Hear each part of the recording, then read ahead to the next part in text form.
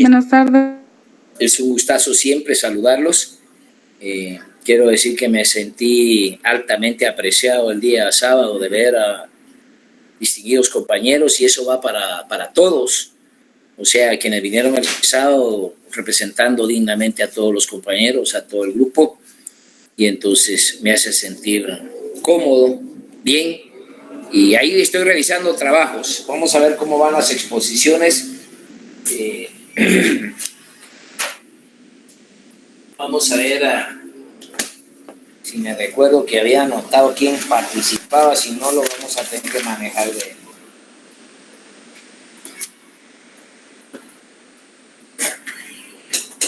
Bueno, me había hablado un compañero, el primero, el que me trajo el primer trabajo, ¿cómo es que...?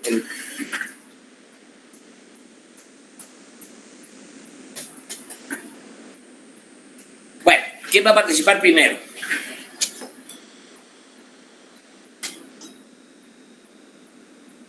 Compañeros, Alan, sí.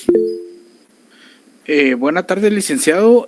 Pues nosotros queríamos pasar tal vez de una vez para terminar con esto, diría usted. Así, no, Alan, ustedes tienen la palabra y... Ustedes tienen la palabra de ese gusto, Alan. Aquí estoy pendiente. ¿Me escuchan? Sí. Entonces, no sé si estará el compañero ya listo ahí para presentar ya las diapositivas. Minor, no sé si estarás por ahí. Ahí está William, perdón.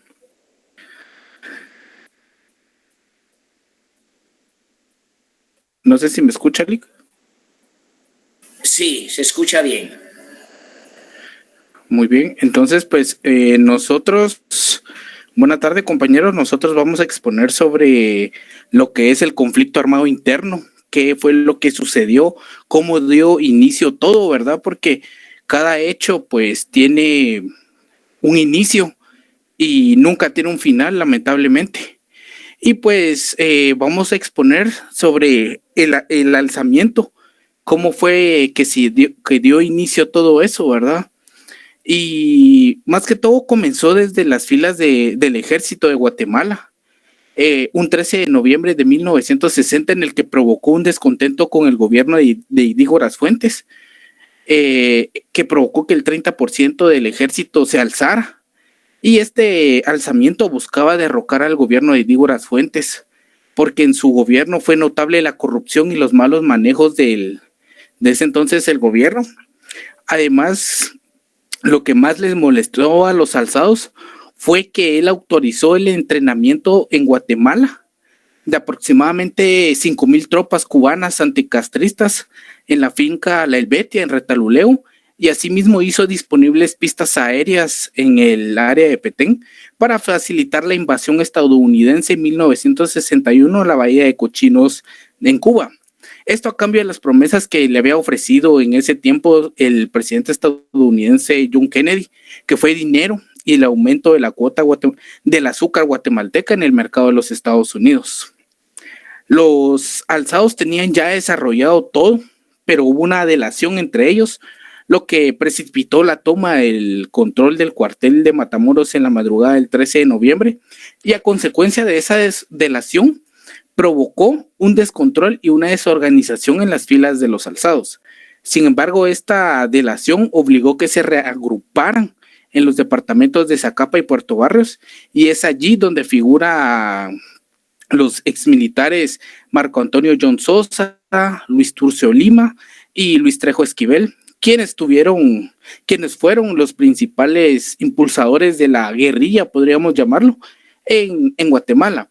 Pero a la vez estos fueron traicionados y tuvieron que esconderse y buscar el exilio fuera de Guatemala. El 7 de febrero, que fue en 1962, se integró un pequeño grupo de rebeldes dirigidos por John Sosa y Turcio Limas, que junto con César Montes, que quiso continuar la lucha. Es allí donde se creó la MR 13 de noviembre, y meses después, que fue el 7 de febrero de 1967, se creó la FARC, que fueron las Fuerzas Armadas Revolucionarias, con el fin de derrocar al gobierno por medio de las armas. El movimiento era esencialmente militar, es decir, o sea, no había una ideología política, sino encaminar al país a una vía democrática. Por esa razón se da el vínculo entre 1944, donde triunfa la revolución del 20 de octubre, y también cuando fue truncada la revolución en 1954, debido a una operación denominada Baby Success en contra del gobierno de Jacobo Arbenz Guzmán, orquestada ahí sí que extrañamente por el gobierno de Estados Unidos, la cual contenía elementos de guerra psicológica y una invasión armada con el fin de derrocarlo. Ese descontento que sufrió la cúpula militar no se olvidó, y es ahí donde inicia el conflicto armado interno. Cuando Indígoras Fuentes se ve en la cuerda floja que él autoriza que el expresidente Juan José Arévalo Bermejo regresara al país y fuera candidato para las elecciones de 1963, y así pudiera ser electo para el periodo de 1964 y 1970. Esto provocó también otro descontento, entre la cúpula del ejército de Guatemala y las clases más altas y conservadores de la sociedad, y se opusieron rotundamente a esta decisión, temiendo a que se repitiera la experiencia del 44 al 54.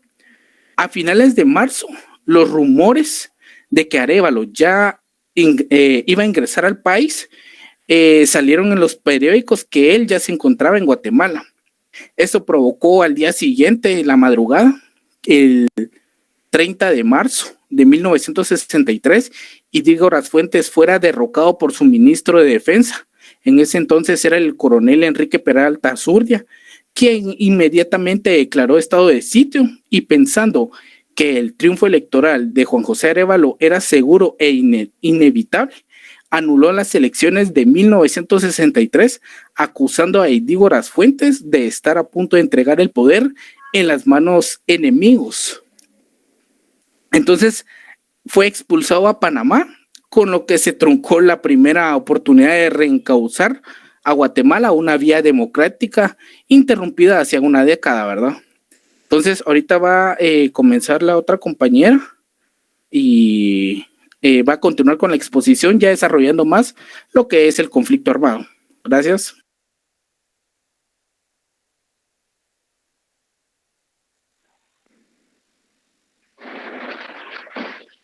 Buenas tardes, licenciado. Buenas tardes, compañeros. Buenas tardes. Ahora vamos a hablar un poquito respecto a cómo se fueron dando los hechos durante el conflicto armado. El conflicto se desarrolló entre la guerrilla y el ejército y duró varias décadas. Se produjo con distintas intensidades y diferentes temporalidades. Prácticamente hubo manifestaciones en todo el país, pero no en todas las regiones fueron iguales. En algunas regiones el conflicto fue menos intenso y los recuerdos son menos públicos y dolorosos, pero en otras las víctimas fueron masivas. Su impacto está asociado a manifestaciones de trauma social. La idea de no tolerar ninguna oposición llevó a construir un enemigo imaginario que terminó con la sospecha de todas las personas como posibles amenazas o enemigos. De esta manera, para el Estado guatemalteco, el enemigo fue toda la sociedad y persiguió no solo a los que estaban involucrados en los hechos armados, sino a todo tipo de opositores o descontentos, incluso aquellos que no favorecían las acciones armadas. De esa manera, de ver a la sociedad, se cometieron muchas violaciones a los derechos humanos y se exterminaron a muchos inocentes. El conflicto armado significó una lucha violenta por el poder. El recurso a la violencia significó la muerte y persecución de muchas personas, el desplazamiento de miles de su lugar de origen, la destrucción de mucho patrimonio y el dolor de los sobrevivientes. La represión fue la respuesta más generalizada de las fuerzas gubernamentales, las cuales aplicaron todo tipo de acciones para callar a los opositores.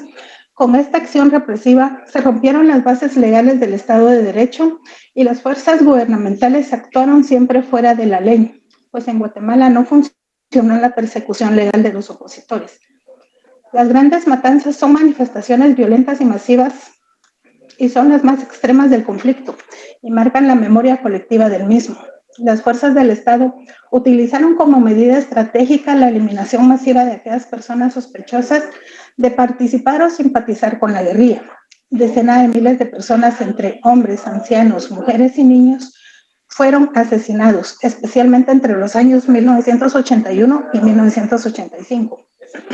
Siguiente diapositiva, por favor, compañero. En las estructuras económicas, social y cultural prevalecientes en Guatemala han sido excluyentes antagónicamente y conflictivas. Ese es el reflejo de su historia colonial, que siguió latente y se agudizó aún más en el conflicto armado interno. La violencia fue dirigida por los aparatos del Estado en contra de los excluidos, los pobres, y sobre todo sobre la población indígena y en contra de aquellos que proclamaban una justicia social. La política de tierra arrasada, las aldeas borradas del mapa, las masacres colectivas, la violación a mujeres, la quema de casas, cosechas y todas las grandes atrocidades acaecidas durante el conflicto armado interno causaron el desplazamiento de la población civil de manera masiva y tuvo un efecto destructor. El desplazamiento implicó la desintegración de familias de las organizaciones comunitarias que venían propugnando por el bien común, la pérdida de identidad, más en las mujeres indígenas, y el idioma maya. La persecución del ejército hacia las comunidades indígenas consideradas como aliadas de la guerrilla contribuyó a incrementar y agravar las violaciones de los derechos humanos perpetrados contra el pueblo, llegando al exterminio masivo de muchas comunidades indígenas consideradas como aliadas de los grupos insurgentes, incluyendo niños, mujeres y ancianos. En Guatemala se perpetraron actos de genocidio, acciones ejecutadas por el ejército contra grupos de población maya señalados de enemigos internos. En estas matanzas contra determinados grupos étnicos participaron tanto las fuerzas regulares como especiales del ejército, al igual que patrulleros de autodefensa civil y comisionados militares. La discriminación contra los indígenas constituye otra vulneración a la identidad cultural maya durante este conflicto. La zona habitada por comunidades eminentemente indígenas es donde se dio con mayor énfasis el reclutamiento militar forzoso contra jóvenes indígenas del altiplano, pobres, analfabetos y de zonas rurales.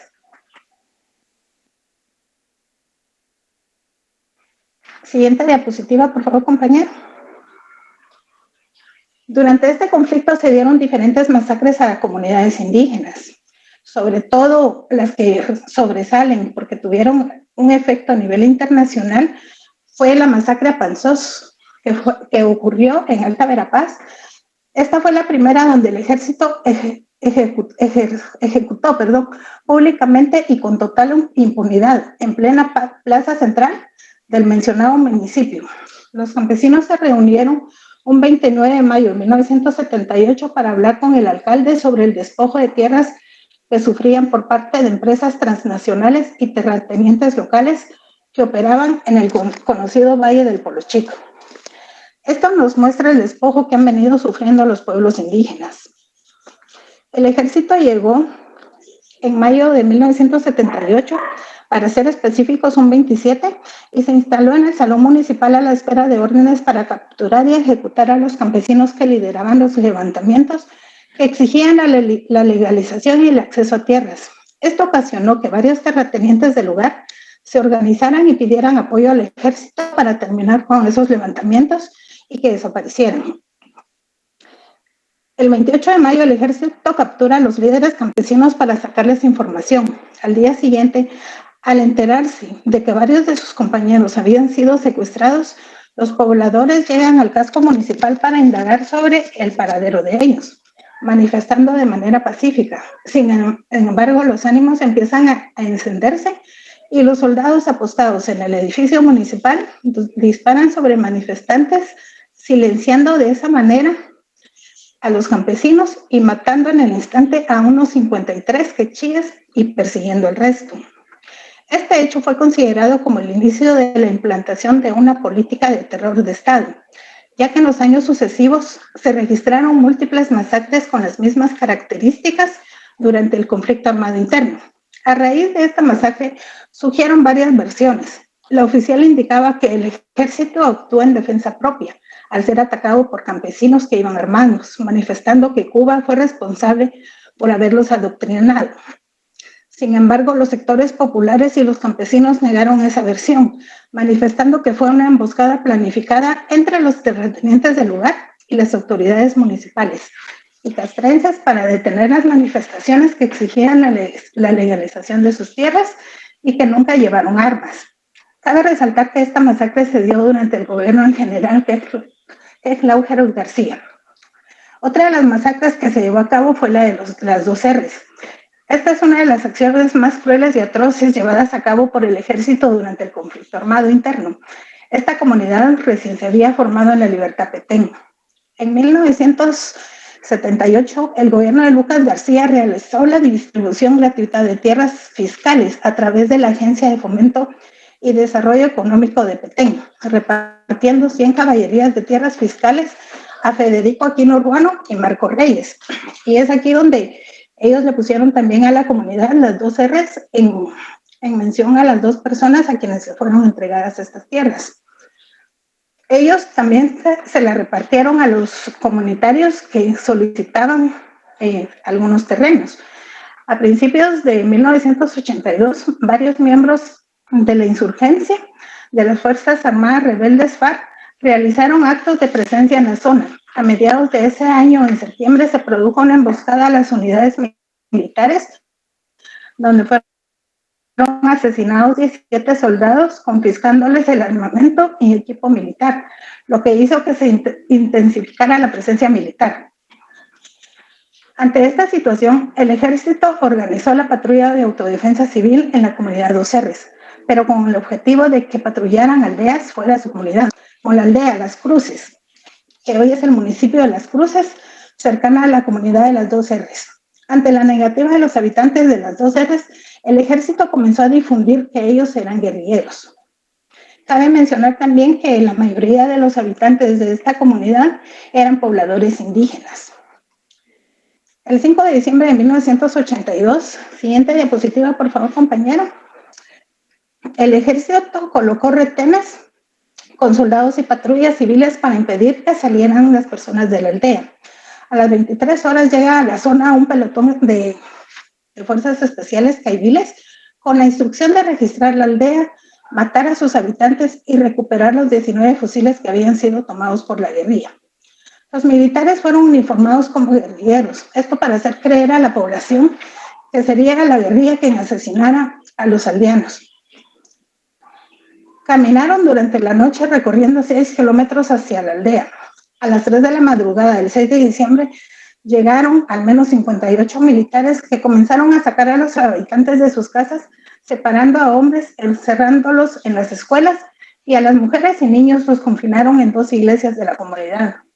Tras registrar la aldea e interrogar a los hombres, no se encontraron armas ni propaganda. Los jefes de la patrulla informaron a la tropa que tras el desayuno vacunarían a la población. Esto quiere decir que después del desayuno ellos empezarían con los asesinatos. Siendo aproximadas las 16 horas del 6 de diciembre del 82, los militares separaron a un grupo de niños y comenzaron a asesinarlos, y posteriormente fueron arrojándolos a un pozo, el pozo de las 2 R's. La fuente de agua que había servido desde hace 4 años para sustentar la vida de la nueva comuna se convirtió en un cementerio de urgencia, en un foso húmedo lleno de cadáveres frescos. Al día siguiente comenzaron a oír los gritos y los tiros. La carnicería había dado inicio.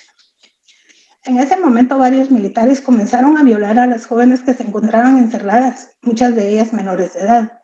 Tras esto, los hombres y mujeres fueron sacados de su confinamiento. Se les vendaron los ojos y fueron conducidos al pozo, donde fueron nuevamente interrogados. Ante la negativa, los civiles fueron asesinados y arrojados al pozo. Ese foso se llenó de cadáveres. Primero fueron hombres, casi todos con un tiro en la cabeza. Luego siguieron las mujeres, que fueron repetidamente violados, violadas y las niñas y los niños, fueron los últimos en ser ejecutados. A muchos de ellos, para ahorrarse balas, solo los echaban dentro del pozo del pueblo, uno tras otro, mientras el llanto se ahogaba en el chapoteo desesperado del agua. Cabe mencionar también que este hecho tuvo lugar durante el régimen de Efraín Ríos Montt. El parcelamiento a las Serres, en las Cruces Petén, donde ocurrió una de las masacres más atroces del conflicto armado interno, es una llanura inmensa bordada con alambre de púas, donde pasa apaciblemente un hato de reses. Han desaparecido las enormes milpas, los campos de frijol, de piña y de maní, y donde antes comenzaba la vereda para ingresar al terreno, hay un portón metálico despintado con las palabras Finca Los Conacastes, propiedad privada. Actualmente la familia Mendoza es dueña del lugar y también es señalada desde hace años como uno de los mayores carteles del narcotráfico en Guatemala. La perpetración de masacres sistemáticas en Guatemala surgió de la prolongada guerra civil y este país centroamericano, donde la violencia contra la ciudadanía indígena maya de las comunidades rurales del país, en su mayoría, se ha definido en nivel extensivo como genocidio, de acuerdo a la Comisión para el Esclarecimiento Histórico.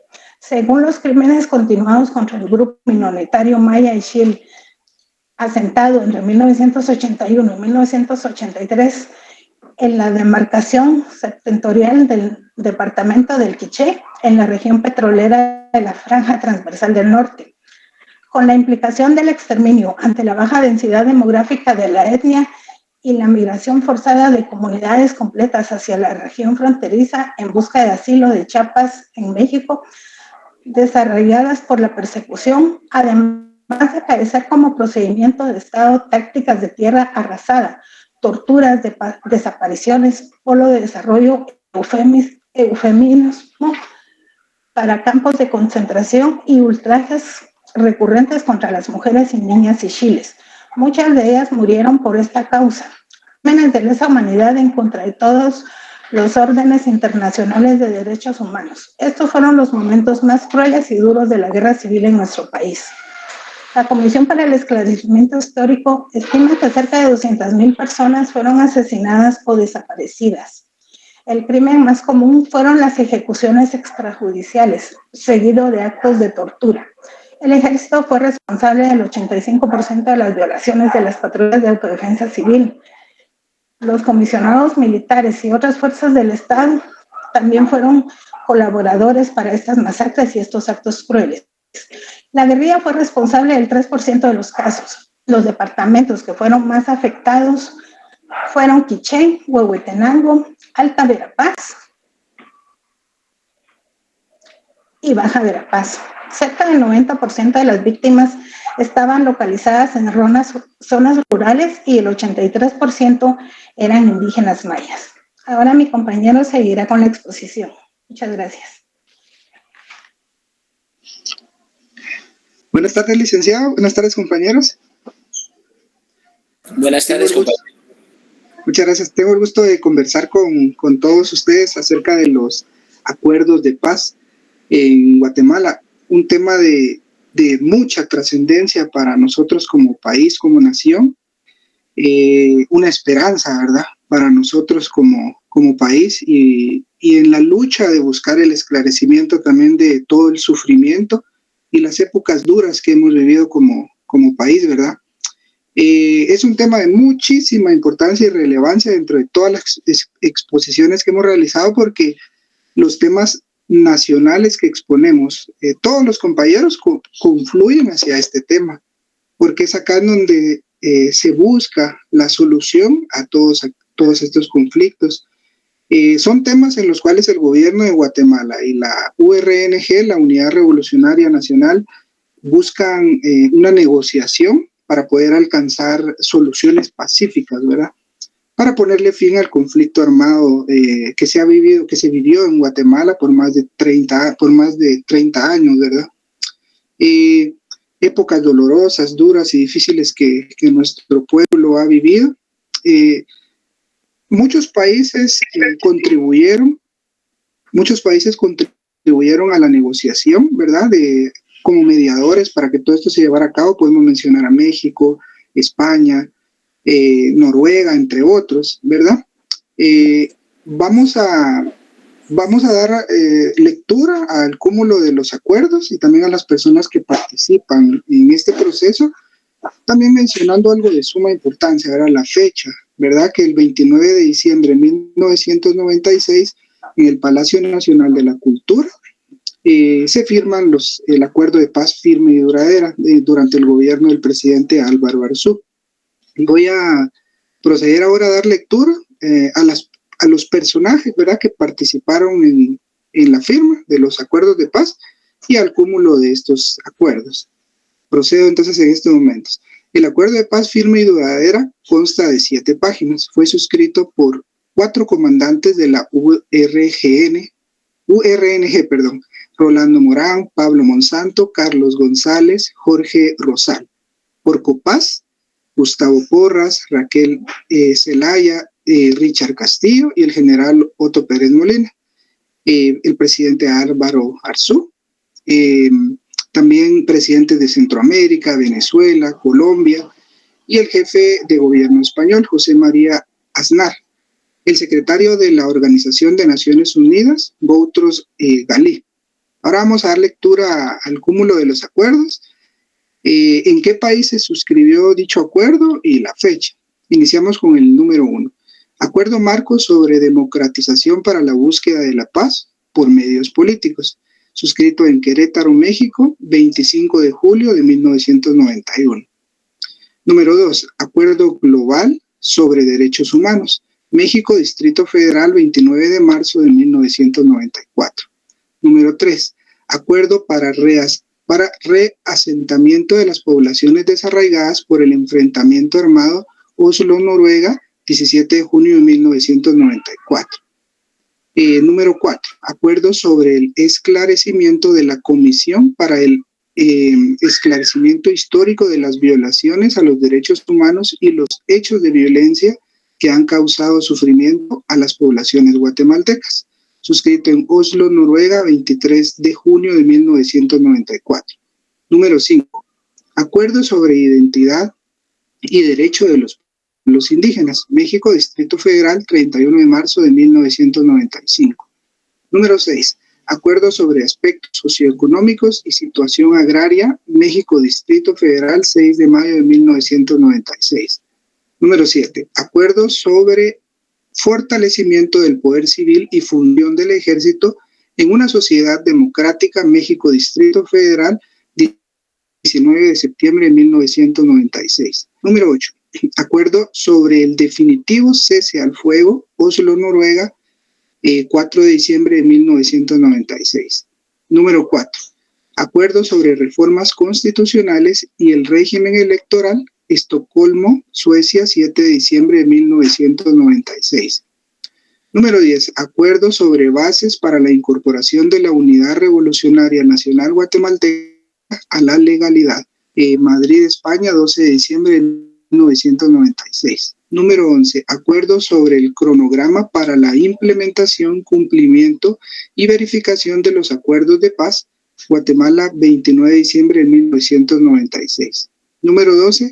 Acuerdo de paz firme y duradera, Guatemala, 29 de diciembre de 1996. Quisiera poder resumir algunos de los logros, ¿verdad? Porque han sido muchos, en los cuales incluso como nación seguimos trabajando y nosotros como estudiantes y futuros profesionales del derecho también tenemos que aportar hacia que todos estos acuerdos puedan seguirse cumpliendo, ¿verdad? Primeramente y muy importante, uno de los logros definitivamente la misma firma del acuerdo, ¿verdad? Para poder llegar a la paz, el cese al fuego. Otro tema de mucha trascendencia e importancia es la incorporación al convenio 169 de la OIT sobre los pueblos indígenas y tribales. El establecimiento también, ¿verdad?, de una Policía Nacional Civil profesionalizada. Y esto de mucha trascendencia para evitar grupos o cuerpos de seguridad ilegales, ¿verdad?, o aparatos clandestinos, sino que sea realmente el gobierno quien tenga el poder de poder dirigir a la nación, ¿verdad? Y poder mantener el orden. También se define la misión del ejército, ¿verdad? Como la defensa de la soberanía del país y la integridad del territorio nacional, ¿verdad? Y definitivamente el cese al fuego, ¿verdad? Que tanto dolor ha traído a muchos de nuestro pueblo, nuestra nación. Cierro mi participación en el artículo 4 de la Constitución Política nos dice que en Guatemala todos los seres humanos son libres e iguales en dignidad y derechos. El hombre y la mujer, cual sea su estado civil, tienen iguales oportunidades y responsabilidades. Ninguna persona puede ser sometida a servidumbre ni a otra condición que menoscabe su dignidad. Los seres humanos deben guardar conducta fraternal entre sí. Les agradezco mucho por su tiempo, compañeros. Voy a dar paso a mi compañero que continúa. Feliz tarde.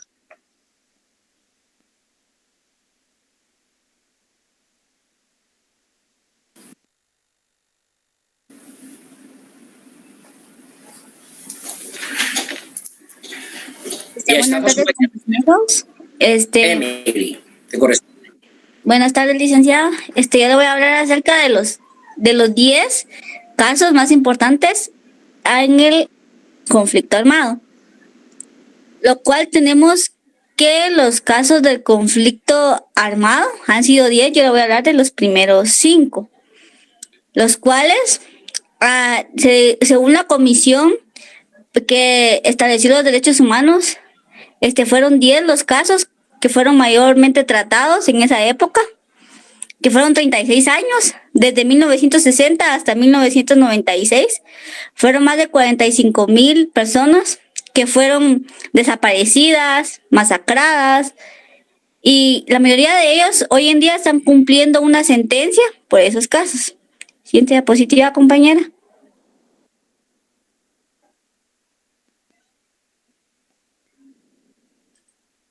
De los 5 casos de los cuales yo les voy a hablar, está el caso de genocidio de Maya Ixchil durante el gobierno de Lucas García del año de 1978 a 1982. El caso de la masacre de las 12 res de Gilberto Jordán y José Ortiz Morales. También el caso de violencia sexual Maya Ixchil, de Franco Cushum Alvarado y Damián Cushum Alvarado, Bendecido de Ruiz Aquino y Bernardo Ruiz Aquino.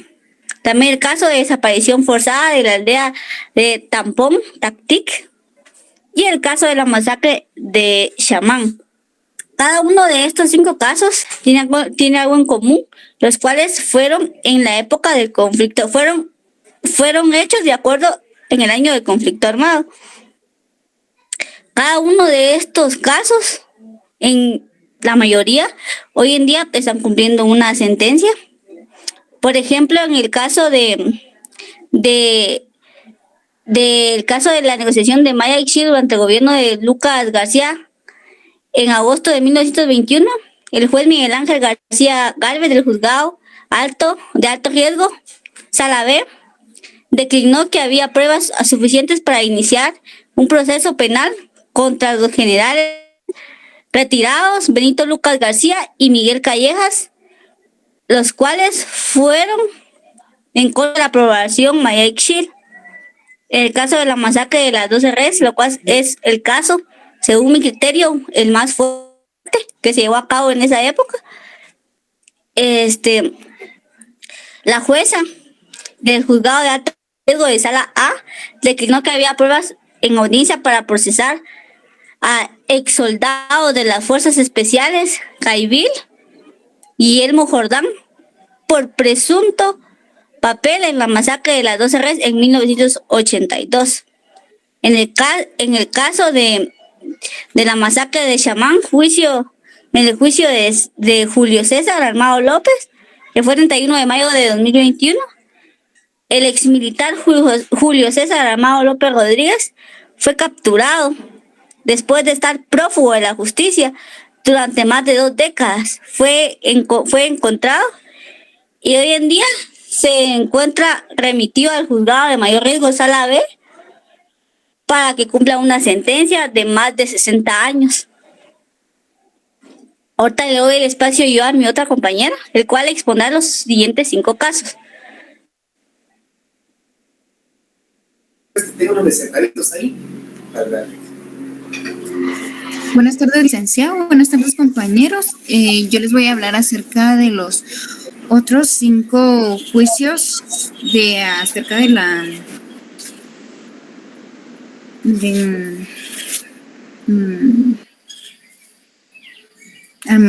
conflicto armado interno.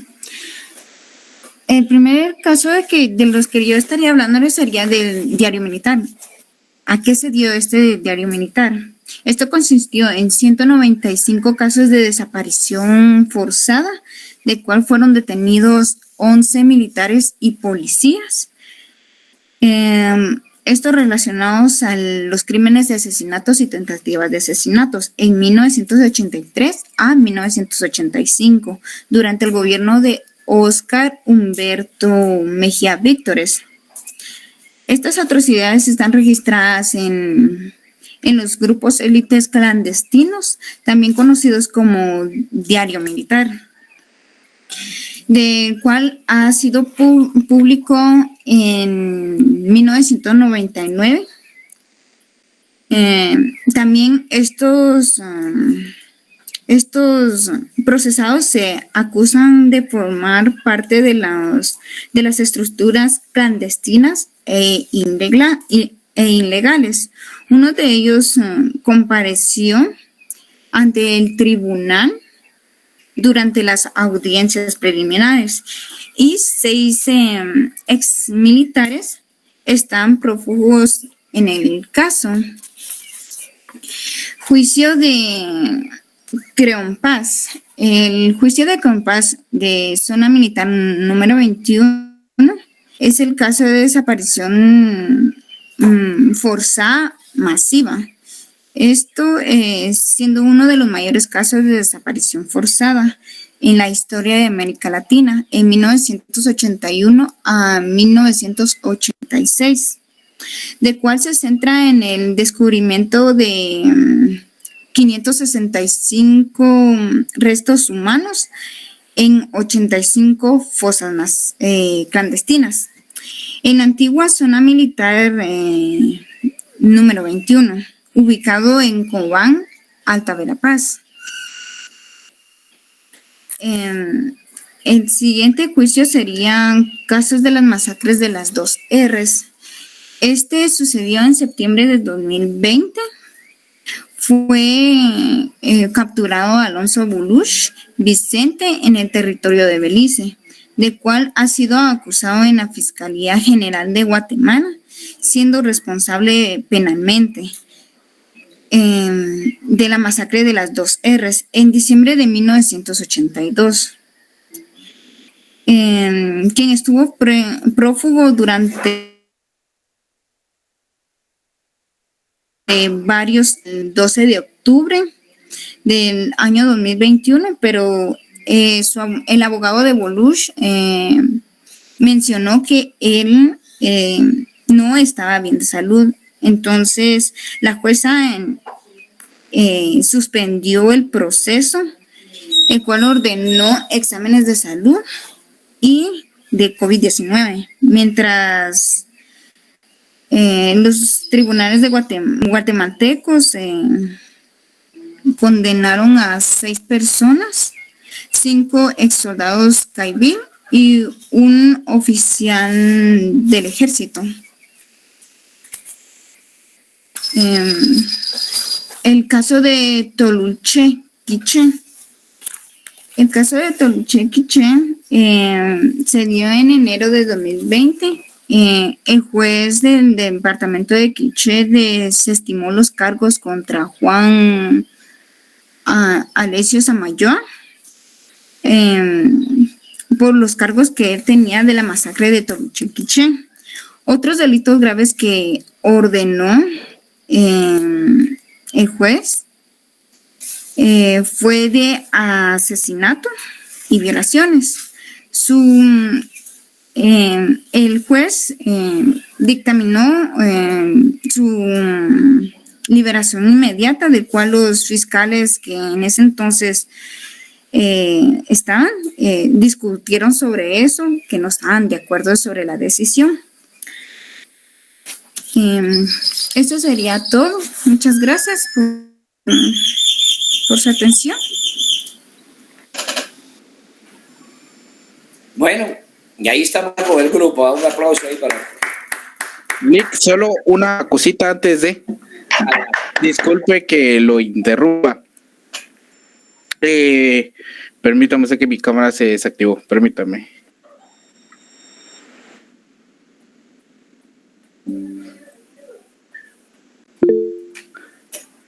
Ahora sí. Bueno, pues Lick, disculpen por extendernos mucho, pero siento que es muy importante hablar sobre estos hechos. Ahí sí que, como dijo el filósofo Jorge Santalla, quien no conoce su historia está condenado a repetirlo. Y le digo esto porque entre estos asesinatos hubo maestros, dirigentes, periodistas, campesinos, líderes estudiantiles como Oliverio Castañeda, que fue asesinado después de haber dado un discurso en el Parque Central. También está involucrado el diputado Fuentes Mor, que fue asesinado con 23 disparos frente a la Guardia de Honor. También el diputado Adolfo Mijangos, cuando salía en su silla de ruedas de su oficina. Y también al alcalde Colón Margueta, quien seguramente iba a ser presidente. Y esas personas no es que fueran guerrilleras, licenciados, sino eran personas que tenían una visión diferente para cambiar el país, para encaminarlo hacia a un destino diferente. Y lo que pasó en Guatemala durante la guerra fue traumático, que nos tiene todavía crónicamente enfermos, que nos impide ver hacia el futuro. Más de 250,000 personas indígenas fueron masacradas, y aunque la gente lo niegue, si bien es cierto, la guerrilla asesinó, pero ese solo es el porcentaje, el 3%, y no como el ejército, que fue casi el 93%, fue ejercida por el ejército, y no fue una guerra racista, perdón, fue una guerra racista y también ideológica, clasista, que hoy en día las familias beneficiadas gozan gracias al despojo y al robo de esas riquezas que pasó durante el conflicto armado interno. Gracias, licenciado, y disculpen la demora. Feliz tarde. Muchas gracias, Alan, y muchas gracias al grupo. Sí, otra vez nos volvimos a extender, pero vale la pena que quienes estamos al frente ahorita acá tengamos un poco de conocimiento, porque sé que la mayoría es joven, y cómo poder entender, y un segundo, Manuel, cómo poder ir comprendiendo y entendiendo que estas razones históricas que definieron a Guatemala hoy por hoy todavía continúan. En Guatemala no solo se practicó un genocidio, se practicó también el etnocidio, y por supuesto se practicó el democidio, los 3 delitos universales de guerra de lesa humanidad se practicaron prácticamente en nuestra sociedad. Dejó inmolada a nuestra sociedad, y los acuerdos de paz burlados, simplemente burlados. Nunca se ejecutaron, nunca se llevaron a cabo. Y si lo miramos, por ejemplo, el uso de algunos recursos como los COCODES, como el Código Municipal y algunos acercamientos, esto solamente ha sido dado para efectos de darle continuidad a lo mismo, con el referente de que, bueno, se terminó la guerra y entonces hay que continuar la paz en otros escenarios, pero desde que se firman los acuerdos de paz, los escenarios de Guatemala en términos de pobreza, en términos de exclusión, en términos de racismo, todavía prevalecen como tal. Bueno, nuevamente el aplauso a los compañeros. Vamos a darle la palabra a José Manuel Marroquín. Buenas tardes, licenciado. Solo queríamos verificar si podíamos pasar de una vez con los compañeros para exponer el tema. Sí, de eso se trata. Está bien, licenciado. Ahorita vamos. Solo quiero que se presenten y lo que van a exponer.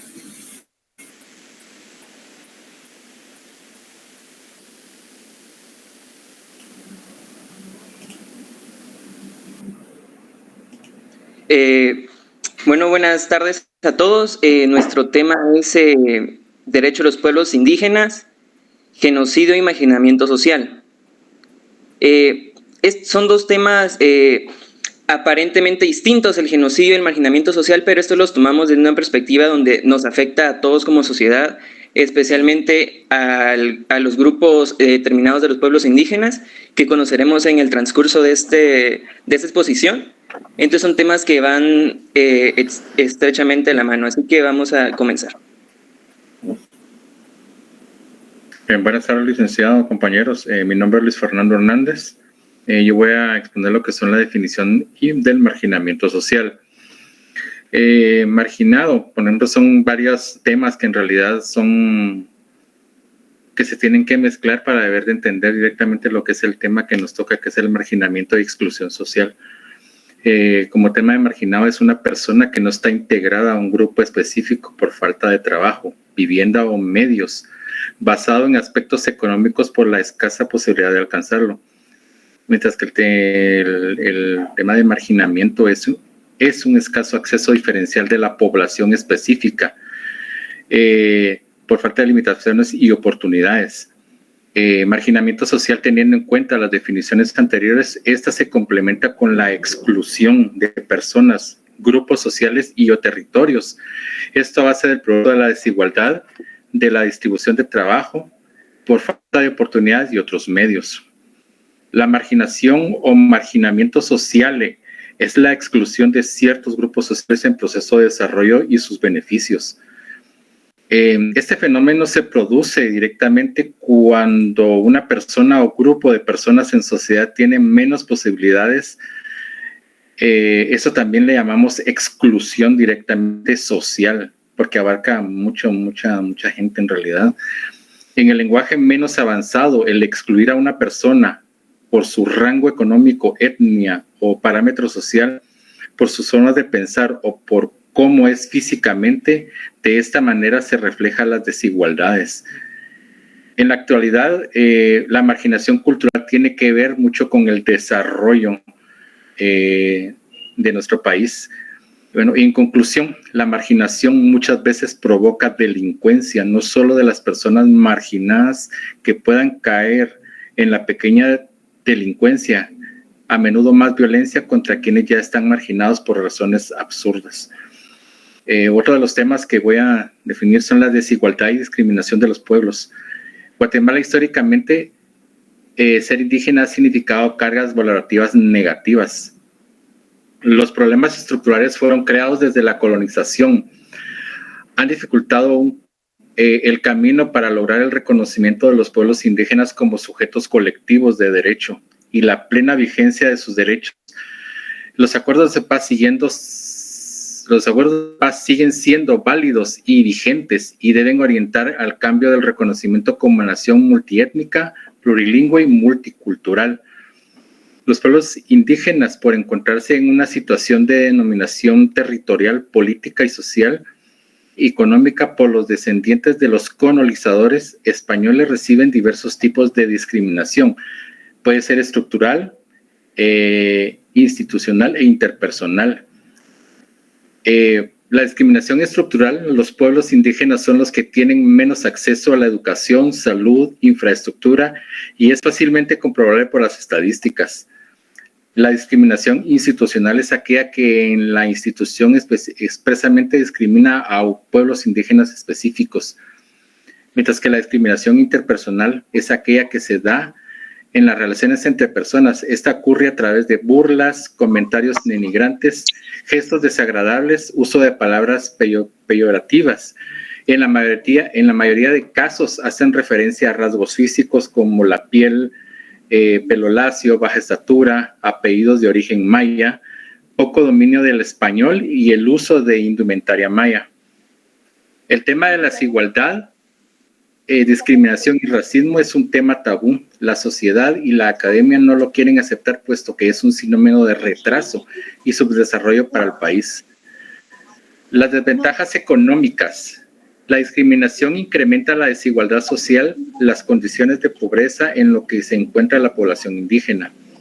La desigualdad socioeconómica está afectando de manera creciente en las generaciones entrantes, menores de 18 años, que desde la perspectiva etárica aún dependen materialmente de las generaciones de una edad económica productiva, cuyas oportunidades de movilidad social ascendentes se ven truncadas por las dinámicas respectivas presentes en las diferentes alternativas disponibles para la captación de los ingresos.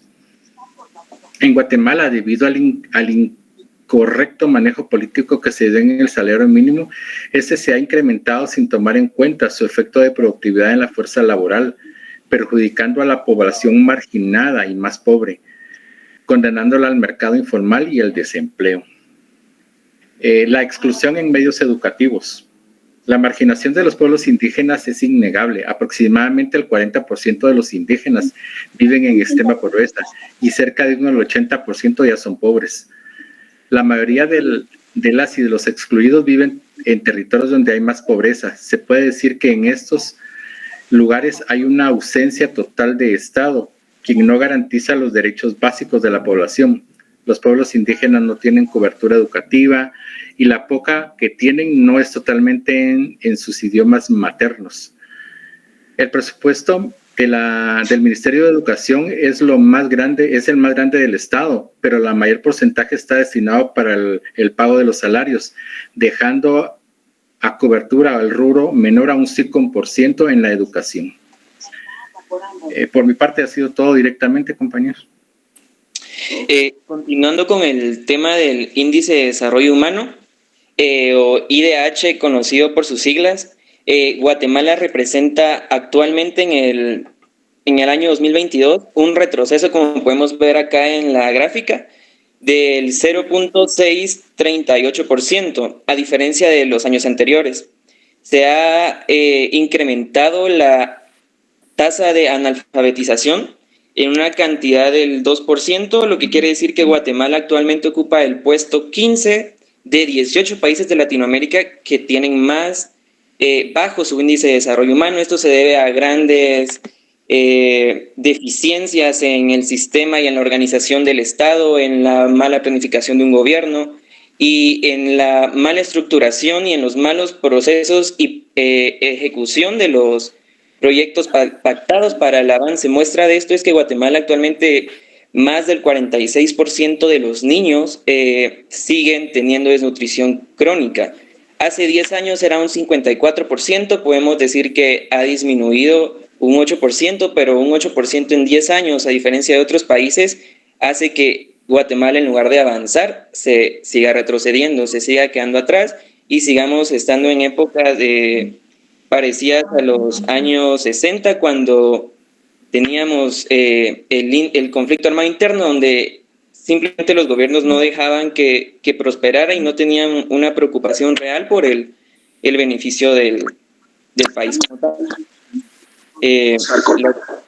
La extinción de los idiomas mayas en Guatemala es un problema que ha aumentado cada vez y en este siglo XXI ha tenido una decadencia mucho más que en la totalidad del siglo XX, en lo que van de estos 23 años, porque cada vez los jóvenes descendientes de todas las razas de origen maya, de todas las etnias, cada vez están menos interesados en aprender el idioma, cada vez están menos interesados en practicarlo y en tener la identidad cultural que los identifica y los debe de orgullecer de sus orígenes. Podemos ver que se hablan 22 dialectos o 22 idiomas mayas oficialmente. Tenemos el español como el idioma oficial, aparte de esos 22 dialectos, y que el idioma más hablado es el quiché. Un total se habla un 29.64% de la población es la que habla todos estos idiomas. El idioma que menor se habla es el tecalteca y el xinca, que es el que se origina en la región suroriente del país, en el departamento de Santa Rosa y Jutiapa, donde tenemos un 0.02%. Estamos hablando de una enorme minoría. Cuando se firman los acuerdos de paz, haciendo una retrospectiva en el año 1996, en ese momento el gobierno de Álvaro Arzú hace un pacto con el Estado y un compromiso que se reconocen los idiomas para que Guatemala sea reconocido como un país multicultural y plurilingüe, resaltando los 22 idiomas, que somos de los pocos países que tenemos esta grandeza y esta riqueza étnica, pero que el Estado no ha comprometido. Muchos de sus intentos han sido implementar al pensum el idioma cachiquel, para que los niños tengan la formación y tengan las nociones del idioma. Lamentablemente muchos de los profesores en los cascos urbanos no son de origen del idioma que están hablando, y el manejo del idioma es muy corto, es muy poco, entonces el aprendizaje realmente deja mucho que desear a lo que realmente se debería de aplicar. El Día Internacional de la Lengua Materna lo podemos ver que lo declaró el Congreso como el día 21 de febrero de cada año. ¿Con trocitos de salchicha? ¿No? Este tema, vamos a hablar de la falta de identidad cultural. Este tema viene agarrado de la mano del tema anterior, porque cada vez vemos cómo la población indígena busca cada vez más emigrar a la ciudad en busca de mejores oportunidades, en busca de un mejor desarrollo para ellos y para sus familias, o bien al extranjero, ¿verdad? Conocemos el caso de la migración a Estados Unidos y el gran impacto que tienen las remesas. Lamentablemente a Guatemala esto afecta en la identidad cultural propia del país, porque sabemos que somos un país que tenemos tradiciones y muy arraigadas a todas nuestras etnias, a todas las culturas, están desapareciendo más. Vemos que todo esto surge a inicios de los años 60, cuando el exterminio de aquellos actos y los días grises llamados en ese momento con el genocidio, vinieron únicamente a presentar un miedo a la población. Entonces cada vez ellos lo que hacían era intentar ocultar sus orígenes y no mostrar que eran de rasgos de culturas etnias por el temor a ser asesinados o simplemente despojados y desaparecidos, como en la actualidad. Siguen habiendo muchos casos de desaparecidos que llevan más de 50 años que no han sido encontrados. Entonces, en la búsqueda de su supervivencia era este camuflaje por dejar de un lado la vestimenta tradicional, dejar de un lado las costumbres y buscar por el bien de su familia, y por los avances que en la ciudad se encuentra muchísimo mejor un sistema educativo, a pesar de que aún es deficiente, a las situaciones que se encuentran en el interior del país. La identidad cultural la vemos actualmente, por ejemplo, si vamos y lo aplicamos en un caso comúnmente, podemos ir a una tienda, a la tienda de la esquina, y vemos como personas que están en la tienda son de alguna etnia y ya no usan el traje tradicional. Muchos de ellos en unas entrevistas que realizamos nos comentan que fue por el alto precio de sus vestimentas, que cada traje de una mujer vale entre 3,000 a 5,000 quetzales, entonces que ellos no pueden costear esos gastos. Entonces que es una dualidad entre el dejar de un lado las tradiciones por la situación económica y el otro lado es dejarla por la situación ideológica. Y el siguiente tema que vamos a ver es el poco o no acceso a los juzgados o tribunales, que este es un enorme problema que Guatemala ha tenido desde sus inicios como república, cuando Rafael Carrera la nombró como la República de Guatemala soberana e independiente, y que actualmente las etnias y los pueblos más alejados de la ciudad no gozan con un juzgado de primera instancia, no tienen un juzgado de paz, que son los que la mayoría de municipios deberían de tener, que son los más comunes y que son los que podrían dar la atención inmediata. Ni siquiera cuentan con un juzgado de paz. En muchos departamentos marginados de Huehuetenango, de Quiché, de Chiquimula, son donde menos se registran estos tipos de tribunales, este tipo de apoyo por parte del organismo judicial. Entonces vemos que la opción de los pueblos o la solución que ellos han dado ha sido crear el también conocido derecho consuetudinario, como podemos ver en la imagen, ¿verdad? De que el líder del pueblo, la cabecilla, decide otorgar el castigo pertinente bajo sus propias normas, bajo la jurisdicción y bajo su misma normativa que manejan ellos, en busca de que se regule y que siempre siga existiendo un tipo de justicia, a pesar de que no es la justicia escrita la justicia redactada en Guatemala, como es la Constitución y toda la codificada en cada código, ¿verdad? Es la manera y la solución que ellos han buscado a través de una deficiencia en el sistema de justicia, un compromiso y muestra de interés por el Estado. Entonces, son temas que como marginamiento social no podemos obviar, no podemos evitar, porque nos están cada vez haciendo más retroceder y alejarnos más, a pesar de que vamos avanzando y que a través de la tecnología podemos tener mucha más facilidad. Estos pueblos no tienen acceso a internet, no tienen unas carreteras que nos puedan brindar un acceso inmediato y justo para que se pueda entender la justicia. Cuando hay situaciones, la justicia prefiere no interferir por temor inclusive a linchamientos, etcétera. Entonces vemos cómo el Estado hace oídos sordos a estos intentos también de los pobladores indígenas de hacer llamados, de hacer cartas y acercarse a la justicia para que les brinde el apoyo que ellos necesitan.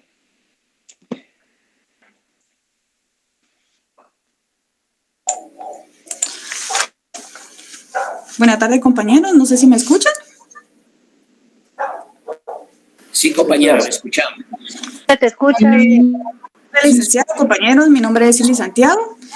Yo les voy a hablar respecto a lo que es el genocidio, que es la destrucción total o parcial de un grupo de personas, no importando su etnia, su religión, raza, en donde lamentablemente podemos encontrar de muchas personas. El genocidio inició lo que es el 12 de octubre de 1942, fue el más grande de la historia y los pueblos indígenas fueron los más afectados. Históricamente el 12 de octubre es conocido el descubrimiento de América también, Día de la Raza o Encuentro de Culturas. Se considera que no es una fecha para celebrar, sin embargo, pues en Guatemala lo celebran, ¿verdad? Ya que ese día inició lo que es el genocidio y se derramó lo que es mucha sangre. El peor periodo de la violencia fue entre 1982 y 1983. También existió lo que es la rebelión social y contrainsurgencia entre 1978 y 1981. El ambiente social de culpable en Guatemala, desde los estudiantes de nivel medio hasta los estudiantes de la universidad. También lo que es la masacre de Panzas fue un acontecimiento en el que el ejército usó fuego de ametralladoras contra grupos de indígenas. Los que fueron como más afectados fueron los mayas y los quechís. Ellos protestaban en contra de los supuestos abusos de las empresas transnacionales y abusos de las empresas de los terratenientes que operaban en la región de Alta Verapaz e Izabal, conocida como el Valle de los Polochic. Esto pasó el 29 de mayo de 1978 durante el gobierno de Eugenio García. Esto se suscitó por medio de una protesta. Sus cadáveres fueron enterrados en fosas comunes en un intento de deshacer cualquier tipo de prueba material. Causó un gran impacto nacional. El 1 de junio de 1978 se realizó una manifestación encabezada por la AEU y la prensa cubrió lo que fue esa protesta en el lapso de la primera semana. También existió lo que es el ejército y la guerrilla. El ejército salía a perseguir a la guerrilla, pero ellos se encontraban en sus cuarteles, pero para ellos ese tema era algo nuevo. La guerrilla se emboscaba y los atacaba y los hacía desaparecer. Ellos estaban como estáticos, ellos no sabían a quién apoyar, a los de la guerrilla, y entonces una falla de contrainsurgencia para ver cómo combatir una guerrilla. Habían dos personas que sabían cómo combatir las guerrillas y ellos aprovechaban esos acontecimientos para hacer una guerrilla a sangre fría. Mataron a un oficial joven del ejército y eso cambiaba un poco el pensamiento del ejército. Los guerrilleros nacieron del mismo ejército. La guerrilla surge de la rebelión de un sector de la joven oficialidad del ejército el 13 de noviembre de 1960 y se consolida alimentada por un poderoso movimiento cívico urbano de repudio al régimen contrarrevolucionario de Idígoras, que estaba extemporáneamente en marzo y abril de 1962. Gracias. También tenemos un poco del tema de la expropiación de tierras por las industrias en Guatemala.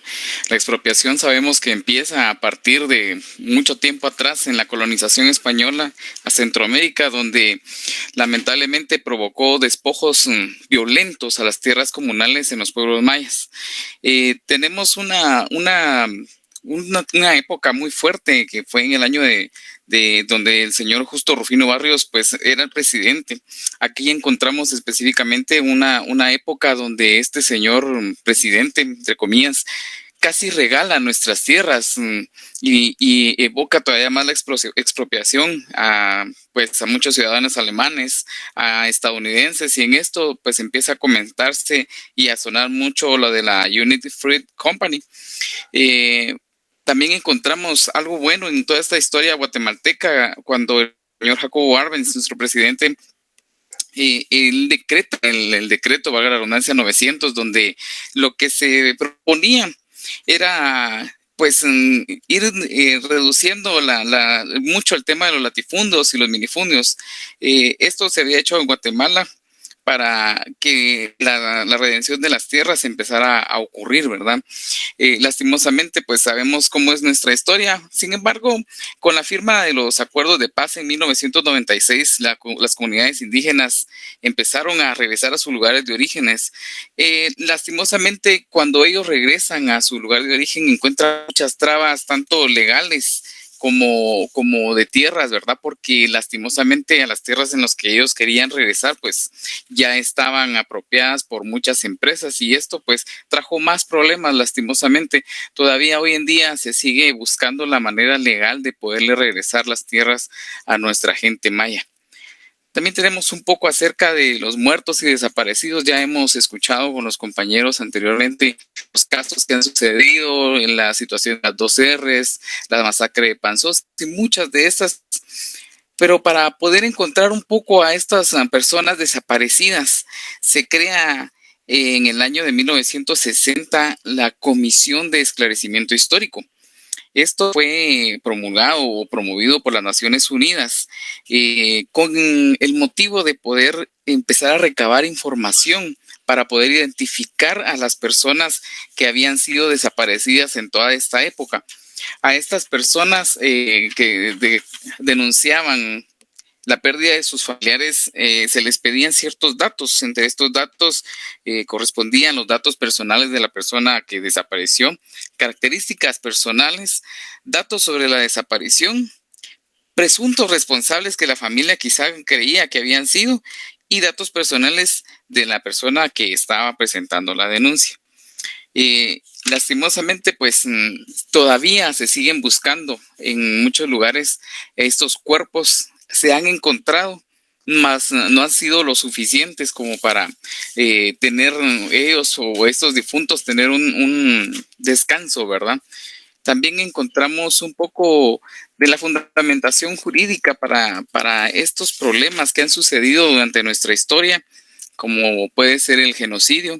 Esto lo encontramos en nuestro Código Penal. Así, a grandes rasgos, podría decirles que están inscritos o detallados en el artículo 376, 377, como les digo, de nuestro Código Penal. Más o menos, para no abundar mucho en esto, el 376 dice: comete delito de genocidio quien, con el propósito de destruir total o parcial un grupo nacional, étnico o religioso, efectuare cualquiera de las siguientes actividades: muertes de miembros del grupo, lesión que afecte gravemente a la integridad física o mental de miembros de un grupo, sometimiento de grupo o miembros del mismo a condiciones que que pueda someter a muerte a muchos, desplazamiento compulsivo de niños o adultos del grupo, medidas destinadas, y estos pues agradecemos que realmente lo hayan puesto en el código porque suena tan terrible, pero fue cierto en esa época y dice el inciso 5, medidas destinadas a esterilizar a miembros del grupo o de cualquier otra manera que puedan impedir la reproducción. Lastimosamente sucedió mucho en ese tiempo y hoy en día pues sí, ya está penado. También encontramos el artículo 377, dice, quien instigare públicamente a cometer el delito de genocidio será sancionado con prisión de 5 a 15 años. La proposición a la conspiración para realizar estos actos de genocidio será sancionado con igual pena. También entre estos, no solo nuestro Código Penal lo dice, también tenemos de que, pues gracias a Dios, Guatemala se ha incluido en muchos tratados internacionales. Uno de ellos, porque pues han sido varios, uno de ellos pues ha sido el Pacto de San José. Rápidamente, en uno de los artículos, o el artículo 1, dice obligaciones de respetar los derechos. Los Estados partes en esta convención se comprometen a respetar los derechos y libertades reconocidas en ella y garantizar su libre y pleno ejercicio de toda persona sujeta a su jurisdicción. Confiamos, a veces nos cuesta un poco, pero seguimos confiando en nuestras leyes en Guatemala que siga siendo así, que se siga respetando los derechos de las personas. Y otro artículo más que se presenta en el Pacto de San José dice derecho a la vida. Creo que este es muy importante para todos, también nuestra Constitución lo dicta, pero el artículo 4 del Pacto de San José dice, toda persona tiene derecho a que se respete su vida. Este derecho estará protegido por la ley y en general a partir del momento de su concepción. Encontramos también un poco acerca del conocido juicio de Ríos Montt, que creo que me voy a comentario personal, hubiéramos querido realmente que sucediera un juicio, que realmente entrara una pena, pero lastimosamente no se dio así. El 25 de febrero de 1999, la Comisión del Esclarecimiento Histórico presentó a la opinión pública el informe de Guatemala, llamado Memoria del Silencio, mediante el cual se documenta la magnitud de la violencia vivida durante el conflicto armado interno, estimando un saldo aproximado de 200,000 víctimas. En el informe se registra que aproximadamente fueron 626 masacres, 23.671 ejecuciones extrajudiciales y 6.159 desapariciones. Un dato curioso es de que Efraín Ríos Montt más o menos gobernó Guatemala un tiempo de 600 días, me parece, y fue suficiente para hacer desaparecer a tanta gente. Él pudo, lastimosamente. Pues tras perder él en el 2012 la inmunidad que gozaba como miembro del Congreso en enero de ese año, la justicia ordenó procesar a José Efraín Ríos Montt por genocidio y delitos de lesa humanidad vinculados con 15 masacres ocurridas durante los 17 meses que ocupó el poder en 1982. Efraín Ríos Montt falleció de causas naturales el 1 de abril de 2018 en medio de las acusaciones de genocidio y en medio de todo el juicio que pues lo llevaba a él. Muchas gracias. Y para concluir, les queremos dejar esta frase que es del filósofo español Jorge Ruiz de Santillana, que dice: quien olvida su historia está condenado a repetir su pasado. Esto ha sido todo por nuestra parte. Muchas gracias.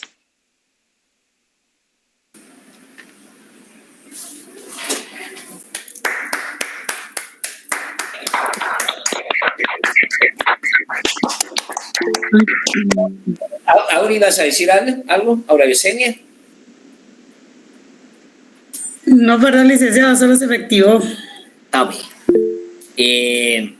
Bien, ¿qué comentario puedo hacer? Prácticamente es un resumen poderoso que se requieren, diríamos, cursos específicos para aprender todo un comportamiento político, todo un comportamiento social, toda una estructura que marca la exclusión, el marginamiento, todo una fortaleza cultural con la cual se ha aprovechado precisamente los sectores poderosos y han dado este marco horrible en nuestra nación, pocas en el mundo, que son condenadas precisamente por un genocidio. Hay que recordar que a Ríos no lo condenaron por genocidio, sin embargo le dieron vuelta a la corte y lo deja con otro delito, pero la sentencia propia del genocidio como tal marca efectivamente un tema del comportamiento de las instituciones de gobierno que obedecen a la práctica de la Constitución, a los derechos humanos, al Pacto de San José, donde se debe proteger la vida, y resulta que las autoridades, institucionalmente hablando, provocaron todo este escenario. A quienes se les dio toda el fundamento constitucional, legal, legítimo, si legal, abusando precisamente con toda la fortaleza, porque en el fondo tiene que ver precisamente los temas de la tierra. Tiene que ver efectivamente cómo poder desapoderar, o cómo fue que desapoderaron específicamente a todos los pueblos. Hicieron que se desplazaran a México, hicieron que se desplazaran a la capital. Fue realmente una profunda convulsión humana, social, durante estos últimos 36 años de guerra. Tremenda. Independientemente que ustedes hacen una relación antes de estos 36 años y plantean otros escenarios de conflictos a lo largo de la historia del país. Así ha sido toda nuestra nación toda la vida. Todo el tiempo, desde la conquista, desde los primeros escenarios de la colonia, de las primeras definiciones republicanas, de los primeros escenarios ideológicos liberales, hasta concluir diríamos, en el periodo revolucionario del doctor Arévalo y Jacobo Arben Guzmán, que marca un alto, una diferencia, una propuesta distinta en términos de cultura, en términos de participación, en términos de distribución de la tierra, en términos de respeto a los pueblos indígenas, la inclusión de la mujer para el voto. Hay que recordar que la mujer no tenía voto hasta antes de la Revolución de Octubre. Entonces, todas estas definiciones que ustedes hoy traen a colación, pues hacen que nuestro aprendizaje es para que no se olviden y para que lo tengan bien clara, porque no encontraría yo qué le pueden explicar a sus hijos ustedes de la historia de Guatemala. Y no hay como entender y conocer nuestro pasado profundo para poder tener más allá una visión diferente a estas experiencias que no han acabado para nuestro país. Todavía subsisten como tal. Así es que está bien, aquí tengo el trabajo, yo estoy viendo los trabajos, no se vayan a preocupar. Damos ahí por bien llegado, dicen por allá, bien llegado la exposición, me parece correcta y bien. Nuevamente ahí les vamos a algo más, yo sé que tienen otra clase, pero estoy preocupado porque se han dado con la mano larga las exposiciones. Y no puedo cortar, vaya que están ahí manejando una expresión, pero en los próximos grupos debemos de resumir un poco. No estoy diciendo que ha sido malo lo que hicieron, al contrario, me parece correcto, pero tampoco quiero limitar a nadie, a ningún grupo, porque todos sé que están poniendo un esfuerzo y como que están en competencia de ver quién las puede más, y eso me alegra. O sea, me encanta meterle cizaña ahí para ver cuáles son los mejores grupos y que se vayan desarrollando como tal. Así es que está bien. Jennifer, ¿para qué? Jennifer, ¿ibas a decir algo? Es que estoy con una preocupación, les quería hacer un planteamiento. Sí, todos somos buenos, sí, estoy de acuerdo, Luis Fernando. Miren, yo creo que el viernes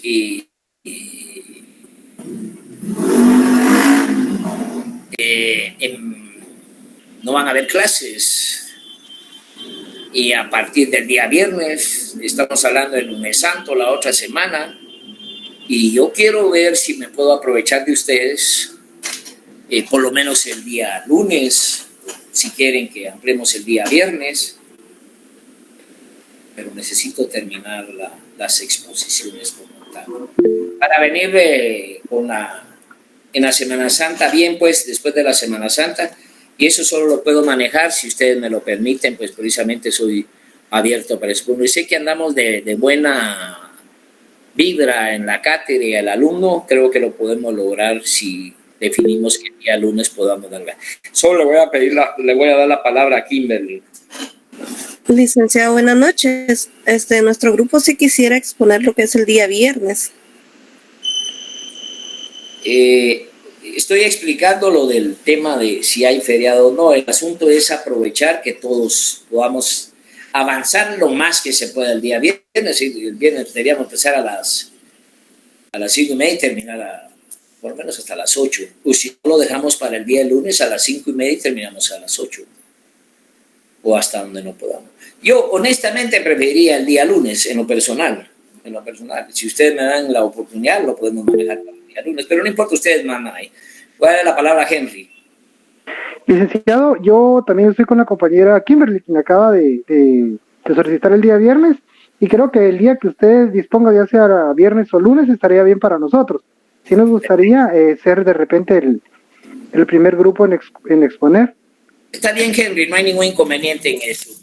Está bien. Bueno, ustedes mandan, ¿lo dejamos para el día lunes? Si es el día lunes, démonos un aplauso y dejamos la clase ahí. Un abrazo. Gracias, buenas noches. Buenas noches, Lic. Noches, licenciado. Noches, Lic, gracias. Buenas noches. Adiós, Lic. Buenas noches, Lic. Buenas noches, Lic. Muchas gracias. Buenas noches, licenciado.